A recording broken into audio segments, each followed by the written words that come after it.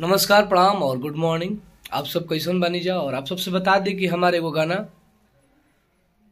शाहाबाद की तमाम भगवान स्वरूपी जनता के लिए एमएलसी बनावे के बा अनिल सम्राट भैया के।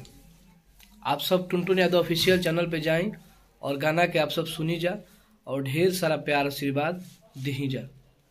और जगह गाना के लिखले बनी सुनील सागर जी, म्यूजिक आर्या शर्मा जी और रिकॉर्डिंग अनिल यादव कालिका परिवार। तो आप सब टुनटुन यादव ऑफिशियल चैनल पे जाएं और गाना के सुनी जा। हर की किंग में करवारा बक्सर के अलगे पहचान बा। हर की किंग में करवारा बक्सर के अलगे पहचान बा। आय अनिल सम्राट भैया शाहाबाद के शान हो। आय अनिल सम्राट भैया शाहाबाद के शान हो। आई एमएलसी बनावे के बा बेहतर हवे इंसान हो। हर की एमएलसी बनावे के बा बेहतर हवे इंसान हो। आय अनिल सम्राट भैया शाहाबाद के शान हो। आय अनिल सम्राट भैया शाहाबाद के शान हो। हर की लालू चाचा के जेकरा पहाथ बाटे हो। हत तेजस्वी के उनका जरे साथ बाटे हो।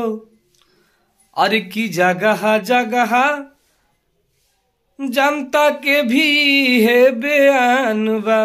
अरे गावे गावे जनता के भी है बयान बा। आय अनिल सम्राट भैया शाहाबाद के शान हो।